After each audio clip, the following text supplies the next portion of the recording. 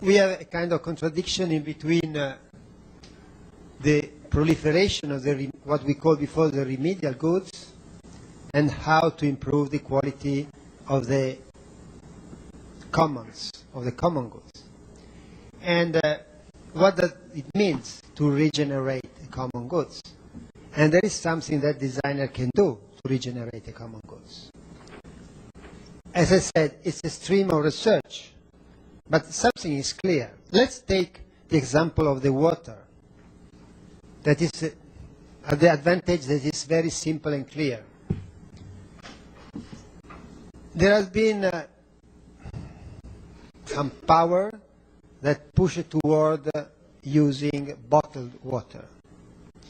The story of the bottled water, at least in Italy, starts with the mineral water that pretended to have some very special quality. So who started to buy the mineral water bought it because it thought that it was good for the health. But afterward, we shifted toward more normal water that has no particular mineral quality. And if you go now, I don't know in Brazil, but I know for sure in India, the tendency is not to offer clean water through the system and the tap, but to develop a lot of what is called boiled bottled water. So it has nothing to do anymore with mineral water. It's simply clean water in a bottle. So there is something that we can do? Of course there is something that we can do. The first thing is to design a system of distribution of water that is more good. So everything that is related to requalify the system that distributes the water is something that is good. And of course there are some activities that can be done. In many places, as in Italy, there is a fundamental work that has to be done by the communicators. Because in Italy, maybe it's not the same in India, but in Italy, I repeat, the 90% of the water that comes from the tap is better than the water in the bottle. And still, even if this is written on the newspaper, people continue to buy mineral water, bottled water. Yes, it's an issue of communication. So there are some very powerful entities that communicate that you have to drink this kind of water, but there could be some others that communicate in another way, with less money maybe, but in a viral way, inventing creative way to communicate to people that the normal water from the tap is better than the water in the bottles. And afterward, maybe you can like, yes, but in the water I can have some sparkling or I can have some flavor. You can invent a little machine that permits to put the sparkling and the flavor. So you simply add, if you want, some little added value to the normal water. And you can design a machine that permits to do that. And so if some people is accustomed now to drink sparkling water, they can have sparkling water using the normal water from the tap. So this is a very simple example, but it's an example that gives an idea that you can do something. And probably, in terms of designers, there are more to do in designing this complex system that's simply in relation to promote new bottled water, because in that case there is only a very standard advertisement, okay, that asks for some creativity, but it's a very standard advertisement, and time by time restyle the bottle, and that's all. There is nothing else to design. Well, if you want to design how to improve the reality and the perception of the quality of the water in the region, could ask for a lot of activities. If you recognize that your interlocutor is not, of course, the producer of mineral water, but there could be other interlocutors that could be interested to develop a campaign on a different kind of water.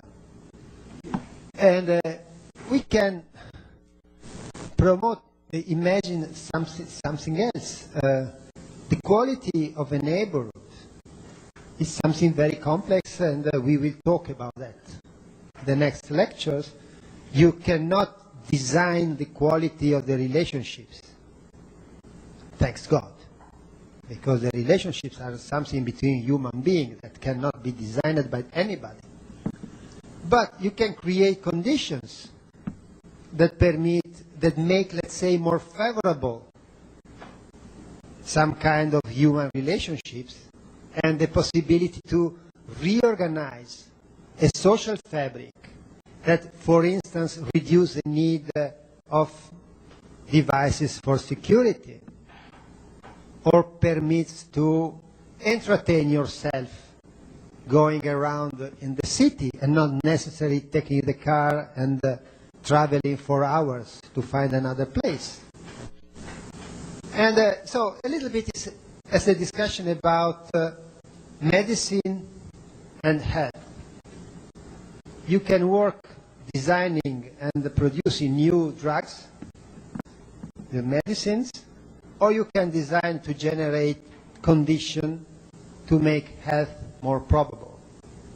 And there are a lot of things that can be designed.